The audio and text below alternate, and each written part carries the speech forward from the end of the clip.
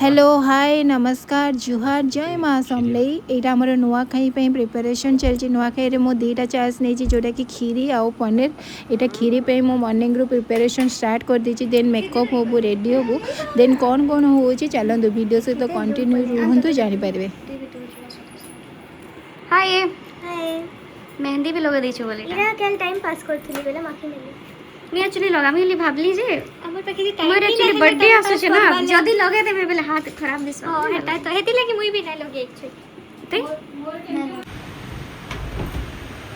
केते टाइम तू साड़ी पिन्या को लगो जो छुआ हैं तो ड्रेस पिनि देथन दो जान ने जान संबलपुरी पिंधुता तु संबलपुरी ओडिया घर टुकेल आर संबलपुरिया बह केनता लागु छे नुआखाई टिके मन खुली करी कह आरो नै छो परे चार्ज चलो से केनता बसलो केनता केते समय नब सजे हेबा लगी जल्दी जल्दी बाहर आरो काम टिके उसर चलो यहाँ आम समस्ते भी रेडी हो गलु जेहेतु खीरी टाइम टेकिंग थाए से मो मॉर्निंग रू जल्दी उठिकी खीरीटा बनई देती देन आम कि फोटो उठे सारा पर मोर पनीर प्रिपरेशन स्टार्ट करी। फाइनली हमें रेडी हो गलु केमती कोन कार गेटअप अछि केमती की लागु छनी केनता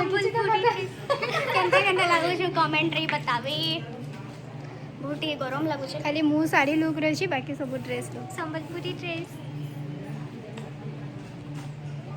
हमें बाहर से के जेबा चलो जेबा चलो पड़ जेबा मु केमती लागु छी को एकदम पूरा फर्स्ट क्लास मागर स्टाइल एटा जानछ ना एटा मागर स्टाइल आ तम पुओ से एक नंबर तम सान पुओ कोड़े गले तमे तम लैंग्वेज रे को ना ओडिया रे काई कहू छ तमे लैंग्वेज रे इरा मोर बड़ बो है मोर बड़ बो है इटा बड़ बो आ सान पुओ कोड़े गले सानो पोटा से आड़े अच्छा जिया तांग बाबू आसो आसो तो आसो चलो जीवा सान पुओ पाखु मोर देवर जी को पाखु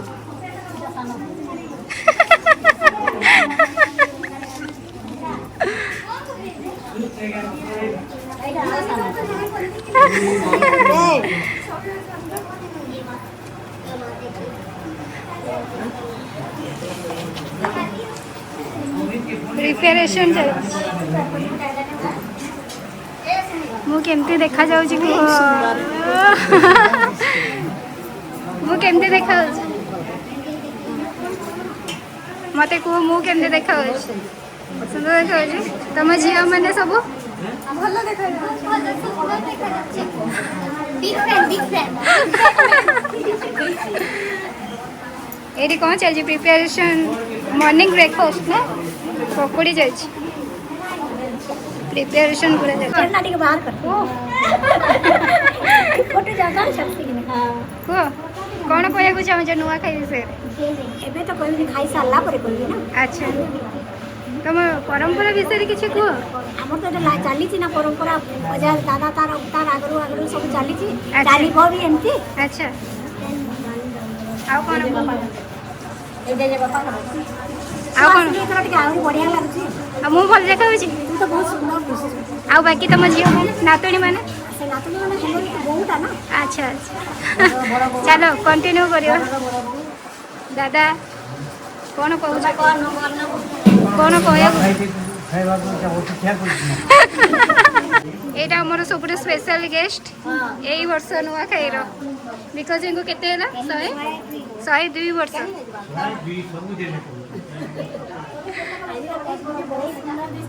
सफरे मु कौन देखा बहुत सुंदर दिसु एटा मो जेजे मा खाली मु ओढोना केमती देबी सेटा को वेट करके बसछन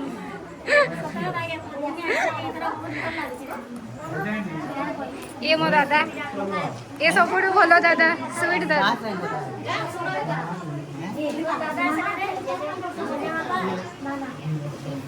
चलो चलो चलो फोटो उठेबा चलो चलो चलो चलो चलो चलो चलो चलो ସମସ୍ତେ ଆମେ ମିଶିକି ନୂଆଖାଇର ପ୍ରିପାରେସନ୍ରେ ଲାଗି ପଡ଼ିଛୁ। ତା ଭିତରୁ ଟିକେ ଟିକେ ଟାଇମ୍ ବାହାର କରିକି ଫଟୋ ଭିଡ଼ିଓ ଏସବୁ ନେଇଯାଉଛୁ। ଆଉ ଫଟୋ ଭିଡ଼ିଓ ଆମେ ଝିଅମାନେ ନ ନେବୁ ତ କିଏ ନେବ, ସେଥିପାଇଁ ୟାଙ୍କୁ ଡାକିକି ଟିକେ ରିଲ୍ସ ଫିଲ୍ସ ବନାଉଛି। ଦେନ୍ ଏବେ ତ ବହୁତ ସାରା ଆଇଟମ୍ ଆଜି ନୂଆଖାଇ ପାଇଁ ବନେଇବାର ଅଛି, ଅଲଗା ଅଲଗା ଆଇଟମ୍ ଏବେ ବନେଇବା ଚାଲିଛି। ଆଉ ମୁଁ ମୋ ପନିର ଏବେ ଷ୍ଟାର୍ଟ କରିବି କିଛି ଫଟୋ ଭିଡ଼ିଓ ନେଲା ପରେ। ଚାଲନ୍ତୁ ଭିଡ଼ିଓ ସହିତ କଣ୍ଟିନ୍ୟୁ ରୁହନ୍ତୁ, ଜାଣିବେ।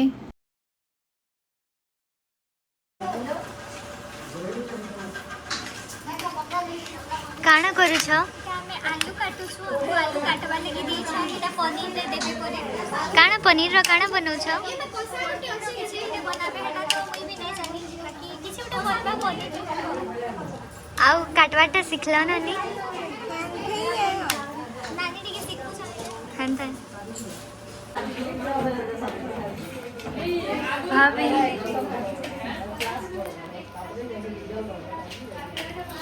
ଏଇଟା ପନିର ପାଇଁ ପ୍ରିପାରେସନ୍ ମୋର ଚାଲିଛି, ତାର ମସଲା ପ୍ରିପାରେସନ୍ ଚାଲିଛି। ଅଲମୋଷ୍ଟ ସବୁ ରୋଷେଇ ସରିଗଲାଣି। ଦେନ୍ ପନିର ସରିଗଲା ପରେ ଫାଷ୍ଟ ସମ୍ବଲେଇ ମନ୍ଦିରରେ ଭୋଗ ଲାଗିଲା ପରେ ଆମେ ଏଇଠି ସମସ୍ତେ ନୂଆ ଖାଇବୁ, ଦେନ୍ ଜୁହାର କରିବୁ। ମୋର ଏଇଟା ଫାଷ୍ଟ ଟାଇମ୍ ନୂଆ ଖାଇ, ମୋର ଏତେ ଆଇଡ଼ିଆ ନାହିଁ। ମୁଁ ସବୁ ପଚାରି କରୁଛି କେମିତି କ'ଣ କରାହେବ କହିକି। ଦେନ୍ କ'ଣ କେମିତି ହେଉଛି ଭିଡ଼ିଓ ସହିତ କଣ୍ଟିନ୍ୟୁ ରୁହନ୍ତୁ।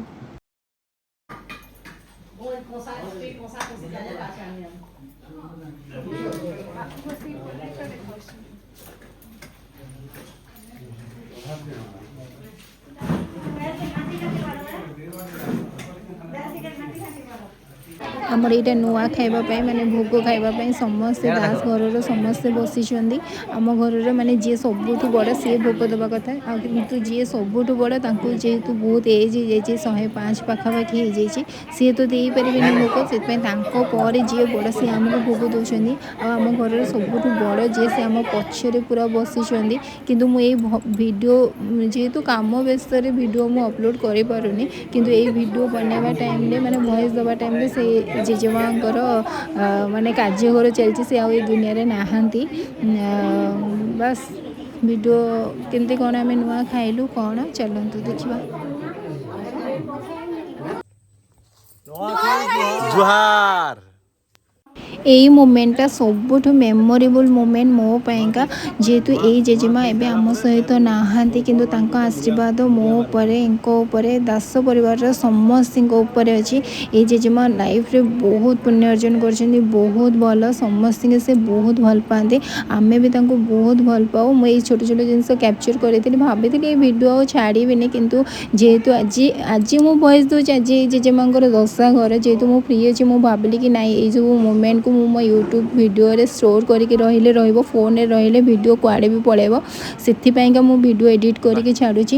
ଆଉ ତାଙ୍କର ଆଶୀର୍ବାଦ ଆମ ସମସ୍ତଙ୍କ ଉପରେ ଏମିତି ଥାଉ। ମୋତେ ତ ଏବେ ଖରାପ ଲାଗୁଛି କି ମୁଁ ଏତେ ଛୋଟ ଛୋଟ ଜିନିଷ କ୍ୟାପଚର୍ କରିଛି, ଆଉ ଟିକେ ବେଶୀ କ୍ୟାପଚର୍ କରିଥିଲେ ହେଇଥାନ୍ତା, କିନ୍ତୁ ସେଇ ଟାଇମ୍ରେ ତାଙ୍କ ଦେହର ଅବସ୍ଥା ଠିକ୍ ନଥିଲା। ତାଙ୍କୁ ଡିଷ୍ଟର୍ବ କରିକି ତାଙ୍କ ଭିଡ଼ିଓ କେତେ ବନେଇବି ଭାବିକି ବନେଇ ନଥିଲି।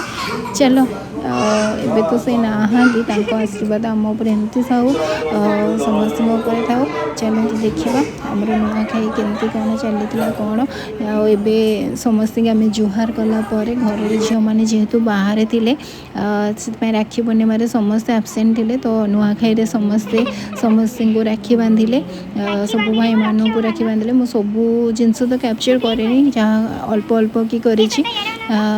ଦେନ୍ ରାକ୍ଷୀ ବନ୍ଧା ସରିଲେ ଆମେ ସମସ୍ତେ ଯାହା ଭୋଜିଭାତ ହେଇଛି ସମସ୍ତେ ମିଶିକି ଖାଇବୁ। ଦେନ୍ ଫାର୍ଷ୍ଟ ଡେ ଆମର ଏମିତି ଗଲା। ଦେନ୍ ସେକେଣ୍ଡ ଦିନ କ'ଣ କେମିତି ସେଇଟା ପାର୍ଟ 2ରେ ଆପଣ ଜାଣିପାରିବେ। ସମସ୍ତେ ରାଣୀ ବନାଉଛନ୍ତି, ଜାତି ରାଣୀ, ଶ୍ଵେତା ରାଣୀ। ବାସ୍ ଏଇଟାକୁ ମୋତେ ଅପେକ୍ଷା ଥିଲା। ଚାଲୁଛି ଆମଟା କି ଚଲେଛି ଏସି ଏ ରାହୁଲ ତମକୁ କେମିତି ଲାଗୁଛି ରାକ୍ଷୀ ବାନ୍ଧି? ବହୁତ ଏନର୍ଜେଟିକ୍ ଲାଗୁଛି। ନୂଆଖାଇର ଫାର୍ଷ୍ଟ ଦିନ ତ ଆମର ଏମିତି ଗଲା। ନୂଆ ଖାଇଲା ପରେ ମାନେ ପ୍ରସାଦ ଖାଇଲା ପରେ ଆମେ ସମସ୍ତଙ୍କୁ ଜୁହାର କଲୁ। ଦେନ୍ ଆମେ ସମସ୍ତେ ମିଶିକି ଭୋଜି ଖାଇଲୁ। ଦେନ୍ ସେକେଣ୍ଡ ଦିନ କ'ଣ ହେଉଛି ପାର୍ଟ 2କୁ ୱେଟ୍ କରନ୍ତୁ। ବାଏ।